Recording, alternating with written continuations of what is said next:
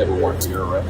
For what? She stabbed a freaking horse. And what you just saw was our fugitive unit taking Shirley Zimmerly into custody for animal abuse. You know, committing animal abuse is bad enough. Everybody knows that. But when you do it in front of